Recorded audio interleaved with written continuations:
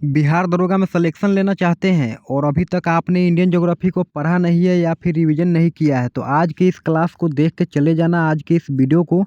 और ये वीडियो मात्र आपको 30 या 45 मिनट का वीडियो होने वाला है और इस पूरे वीडियो में आपका पूरा चैप्टर वाइज पूरा मैं क्लियर करवा दूंगा। ठीक है, आप लोगों को एक भी क्वेश्चन नहीं छूटेगा। आपको जितना भी क्वेश्चन मिलेगा इसी वीडियो से देखने को मिल जाएगा आपके बिहार दरोगा में इंडियन ज्योग्राफी का। ठीक है, मैं आप लोगों को इस वीडियो के अंदर पूरा चैप्टर वाइज एक एक चीज़ को क्लियर करवा दूंगा, वो भी आधे घंटे के अंदर।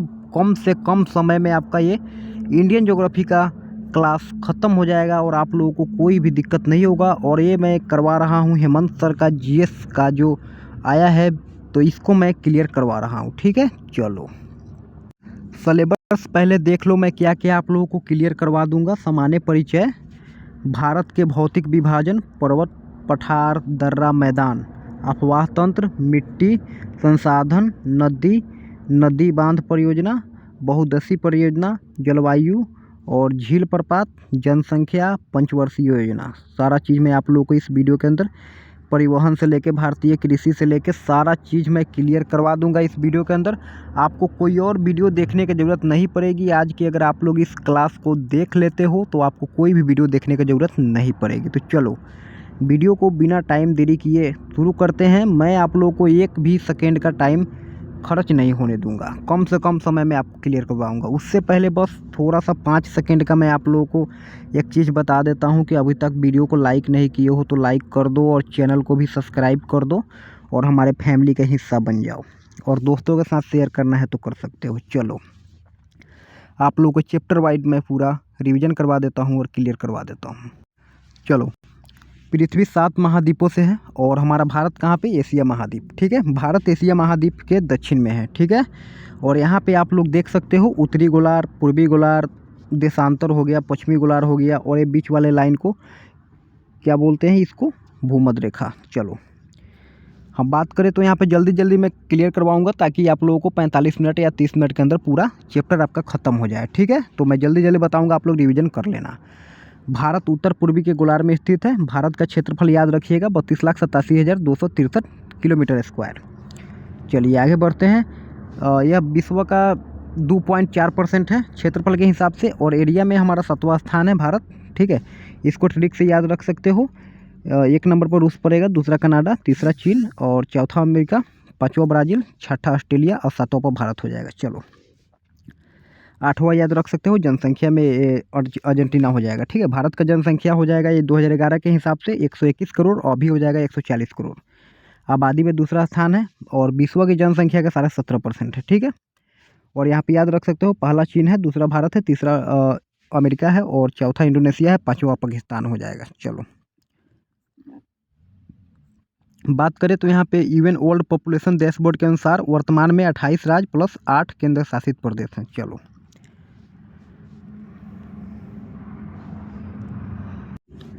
चलिए, आप लोगों का पश्चिम में पड़ जाएगा कच्छ की खाड़ी। ठीक है, और यहाँ पे एक खांबत की खाड़ी भी है। ठीक है, और पश्चिम में आपका अरब सागर हो जाएगा। ठीक है, पूरब की बात करें तो आपको बंगाल की खाड़ी देखने को मिल जाएगी और यहीं पे आपको एक मिल जाएगा पाक की खाड़ी, उसको बोलते हैं मन्नार की खाड़ी। चलिए आगे बढ़ते हैं और यहाँ पे बात करें तो हिंद महासागर प्लस बंगाल की खाड़ी प्लस अरब सागर, बंगाल की खाड़ी प्लस हिंद महासागर एक दूसरे से आपको कन्याकुमारी में मिलेगी जो कि तमिलनाडु में है।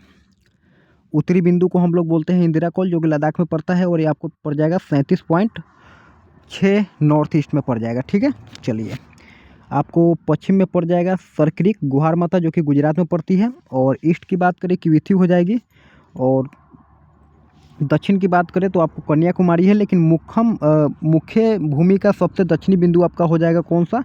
आपका इंदिरा पॉइंट हो जाएगा। ठीक है, इंदिरा पॉइंट हो जाएगा।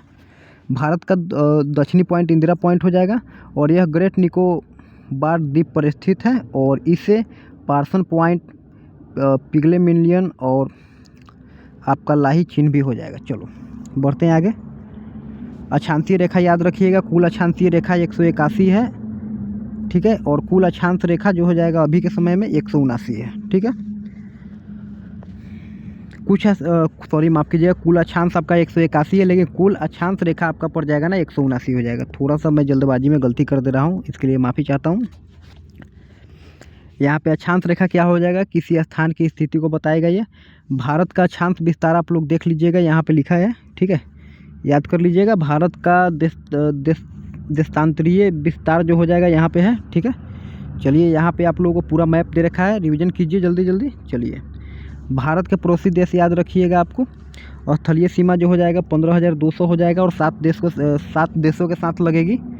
और समुद्री सीमा की बात करें तो आपको 11,098 हो जाएगी, दो देशों के साथ आपकी लगेगी समुद्री सीमा। और स्थलीय सीमा की बात करें तो याद रखिएगा, और स्थलीय प्लस समुद्री सीमा दोनों आपको 3 देश के साथ आपका लगेगा। चलिए अब बात करें तो म्यांमार हो जाएगा, और पाकिस्तान हो जाएगा, बांग्लादेश हो जाएगा। बात करें तो यहाँ पे भारत का सबसे छोटा पड़ोसी देश आपका मालदीव पड़ जाएगी, और स्थलीय सीमा पर स्थित भूटान है। भारत के 16 राज्य प्लस 2 केंद्र शासित प्रदेश अंतर्राष्ट्रीय सीमा पर हैं, और भारत के 4 राज्य प्लस 3 केंद्र शासित प्रदेश, और सॉरी माफ़ कीजिएगा, 4 राज्य प्लस केंद्र शासित प्रदेश मिलाकर आपको 3 देश के साथ सीमा बनाती है। चलिए आगे बढ़ते हैं। लद्दाख के साथ देख लीजिए कौन कौन सा सीमा बनाएगा। चीन बनाएगा, पाकिस्तान बनाएगा, अफगानिस्तान बनाएगा, सिक्किम के साथ चीन बनाएगा, भूटान बनाएगा, नेपाल बनाएगा, और अरुणाचल प्रदेश के साथ चीन, भूटान, म्यांमार, पश्चिम बंगाल, भूटान, नेपाल, बांग्लादेश। चलिए आगे बढ़ते हैं। ट्रिक से याद रख सकते हो, सर्वाधिक हमारा सीमा लगेगी बांग्लादेश के साथ 40,096, और चीन के साथ 3488, और बात करें पाकिस्तान 3323, नेपाल 1751, म्यांमार की बात करें 1643, भूटान 699 किलोमीटर, और अफगानिस्तान की बात करें 106, और सबसे कम हमारा लगाएगा अफगानिस्तान, सबसे ज़्यादा लगाएगा बांग्लादेश। चलिए मैं जल्दी जल्दी कोशिश कर रहा हूँ कि ये पूरा आप लोगों को क्लियर करवा दूँ।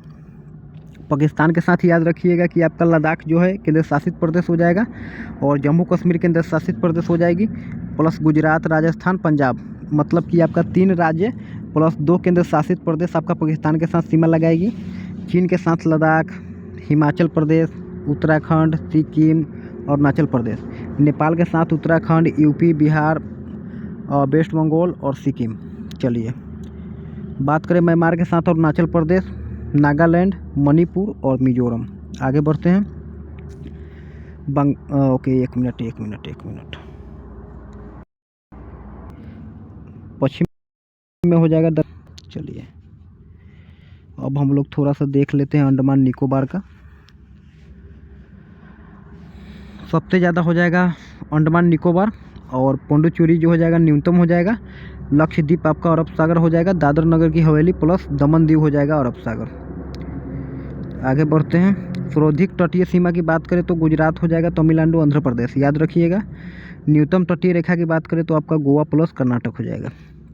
पुडुचेरी के 4 जिले जो हो जाएंगे आपको, वो हो जाएंगे यानम, पुडुचेरी, कराईकल और माहे।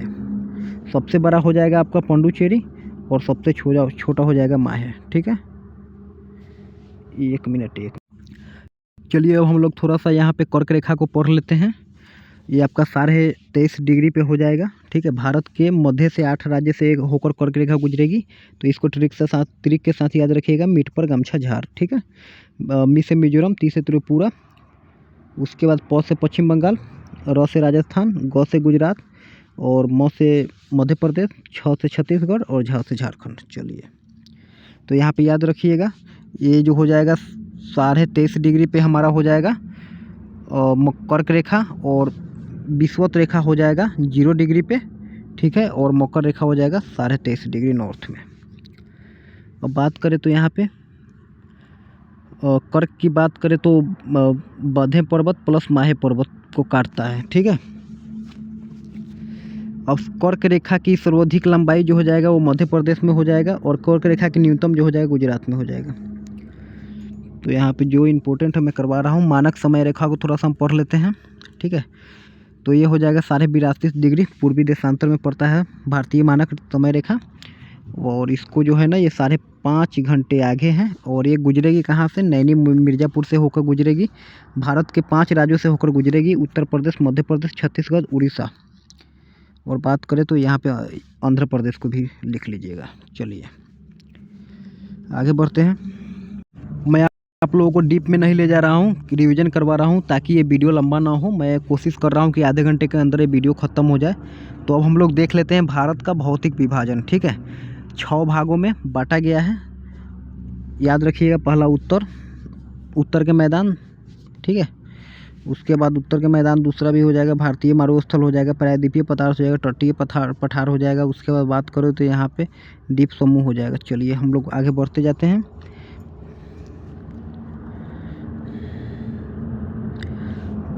भारत का क्षेत्रफल जो हो जाएगा आपको 32.8 लाख वर्ग किलोमीटर, ठीक है। 43% मैदान मिल जाएगा और सर्वाधिक क्षेत्र यही है। 27.7% आपका पठार हो जाएगा, 18.6 पहाड़ी हो जाएगा और 10.7 आपका पर्वत हो जाएगा। अब हम लोग थोड़ा सा पढ़ लेते हैं उत्तर के पर्वत की बात करें तो उत्तर के पर्वत में आपको पड़ जाएगा ट्रांस हिमालय और हिमालय, ठीक है। चलिए ट्रांस हिमालय को हम देख लेते हैं। ट्रांस हिमालय काफ़ी इंपॉर्टेंट है एग्जाम के लिए। इसे परा हिमालय भी कहते हैं। एक कश्मीर ग्रंथि का भाग है। यह हिमालय से पुराना पर्वत है। इसमें 4 पर्वत श्रेणी आते हैं, ठीक है। सबसे पहला याद रखिएगा काराकोरम, लद्दाख, जास्कर, कैलाश श्रेणी, और ये अभी तिब्बत में पड़ेगा, ठीक है, भारत में नहीं है ये। काराकोरम श्रेणी की बात करें तो इसका प्राचीन नाम कृष्णगिरी है और इसे एशिया की रीढ़ भी कहा जाता है। और हिमद, सियाचिन, बियाफो, बटोरा, हिस्पर और यहाँ पे नुब्रा घाटी भी बोला जाता है सियाचिन को, ठीक है। ये सबसे ऊंचा युद्ध स्थल है, ठीक है, सियाचिन। चलिए आगे बढ़ते हैं। आपको काराकोरम श्रेणी में आपका पड़ जाएगा K2 गोडोस्टिन, ठीक है। और भारत की सबसे ऊंची चोटी इसी को बोलते हैं K2 को, और विश्व की दूसरी सबसे ऊंची चोटी हमारा K2 हो जाएगा। चलिए जो कि आपको काराकोरम श्रेणी में पड़ जाएगा। भारत की सबसे उत्तरी पर्वत की बात करें तो आपका लद्दाख श्रेणी को हम लोग देख लेते हैं। ये काराकोरम तथा जस्कर के मध्य है। लद्दाख श्रेणी और जस्कर के बीच सिंधु नदी बहती है, ठीक है। और बात करें सिंधु के दाएं तट पर लेह शहर स्थित है। और बात करें भारत का ठंडा रेगिस्तान लद्दाख है। भारत का सबसे ऊंचा पठार भी यही है, लद्दाख श्रेणी। जस्कर श्रेणी देख लीजिए, लद्दाख श्रेणी दक्षिण में है। हिमालय पर्वत को देख लेते हैं। और नवीन मोड़दार पर्वत है और इसे वलित पर्वत भी बोलते हैं। औसत लंबाई याद रखिएगा 2400 और औसत ऊंचाई 600 और 6000 मीटर। और बात करें औसत चौड़ाई तो यहाँ पे 500 किलोमीटर हो जाएगा आपको। हिमालय की वनस्पति को देख लीजिएगा, ठीक है। ग्रीनलैंड और गोंडवाना लैंड के हिसाब से आप लोग देख लीजिएगा, ठीक है। चलिए क्योंकि काफ़ी कम समय है तो मैं जल्दी जल्दी करवा रहा हूँ। भारत गोंडवाना लैंड का भाग है। और बात करें तो हिमालय का निर्माण टेनिस सागर के अवसादों से बल्ले से हुआ है। हिमालय और तेथिस भूसनिति अवसाद से ऊपर आना। चलिए हिमालय पर्वत के देख लीजिए। विश्व का सबसे ऊंचा पर्वत यही है। नवीनोलित पर्वत इसको बोला जाता है। और टेबिस भूसनति भी है। लंबाई याद रखिएगा 2400 किलोमीटर। पूर्वी चोटी यहाँ पे अरुणाचल प्रदेश हो जाएगा, पश्चिमी चोटी नंगा पर्वत हो जाएगा, ठीक है। चलिए औसत ऊंचाई याद रखिएगा 6000 मीटर।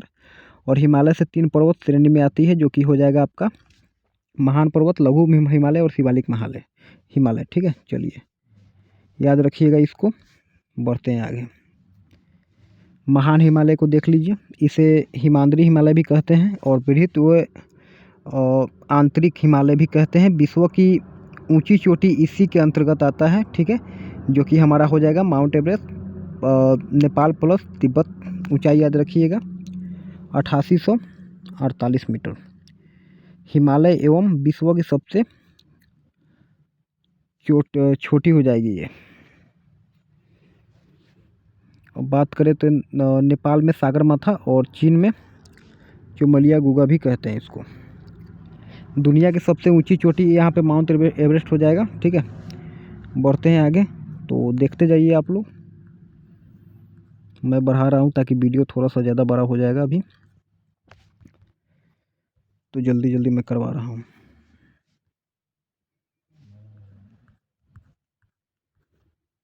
मैं एक भी नहीं छोड़ूंगा आप लोग के लिए, ठीक है, टेंशन ना लो आप लोग अपने से वीडियो को पॉज करके देख लो और कोशिश करो कि जल्दी से जल्दी आपका रिवीजन हो जाए। चलिए, और जो होगा पढ़ाने का वो मैं यहाँ पे अभी करवा दूंगा।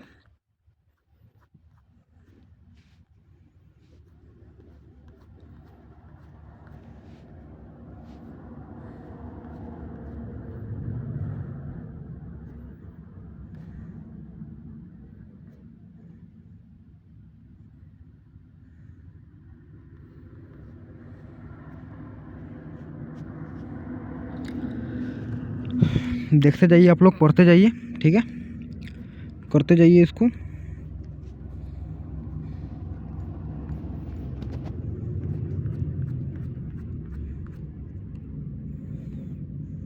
पूरा 40 पेज का है, ठीक है, और इसको करने में आई थिंक बहुत ज़्यादा समय लगेगा, तो इसके लिए मैं आप लोगों को जल्दी जल्दी इसको याद करते जाइए। आप लोग पॉज करके पढ़ते जाइएगा।